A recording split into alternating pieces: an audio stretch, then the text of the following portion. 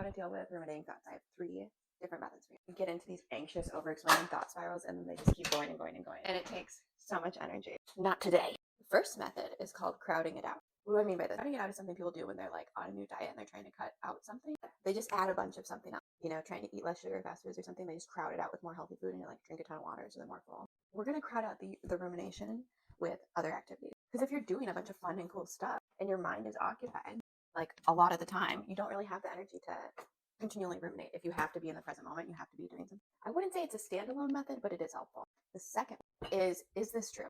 Okay, so this differs from the first method in the sense that you're not just like totally crowding out, you're engaging with your thoughts, you're ruminating thoughts and the stories that you're creating in your mind and questioning legitimately, like, is this true or is this something that I'm just making up in my head?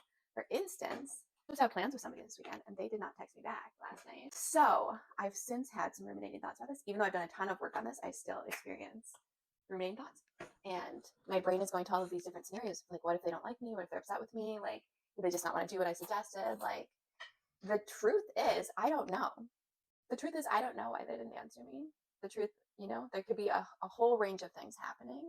But me engaging with all of these different stories in my mind when I don't know what's true, here's what normally will happen for me. I'll create all of these different scenarios in my mind. I will eventually choose one that seems the most likely to be the case of happening, accept that as fact, and then operate from that space. And I don't want to do that anymore because I've done that and it's not helpful. It's not helpful to me.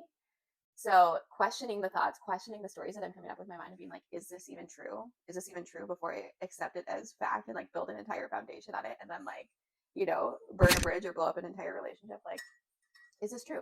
This is also the let them theory.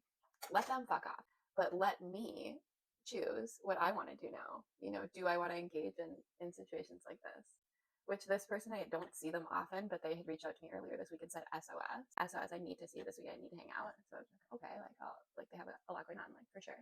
So then to just have like silence, it doesn't feel good. It feels hurtful, and then my brain like kicks into, you know, what's wrong with me that they didn't want to hang out anymore. And that's just not, which brings me to my third method, which is I don't have the real estate for this. This is what I tell myself. It's gotten so far out of hand. I can feel it taking a lot of my mental energy thinking about what could possibly happen. All of these different stories that I've come up with.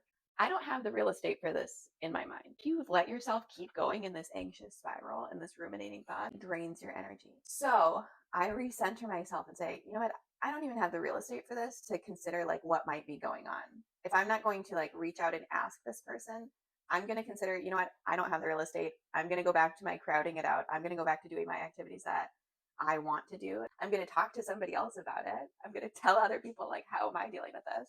Because it's such a common thing, especially if you have complex trauma. And they're like, dude, I even like yesterday at work, there was an envelope with my name on it in the break room. And I got scared when I saw it. I was like, this is scary. And when I went to open, I was like, they're going to tell me that they're firing me. Actually, nobody likes you here. We didn't like you this whole time. And like, this is all the things that are wrong with you and why we're firing you.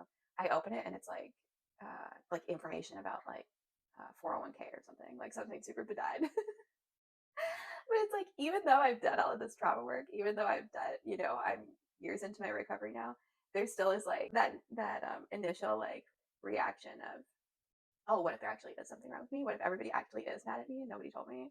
What if I'm in trouble? Those are 3 methods of dealing with your ruminating thoughts.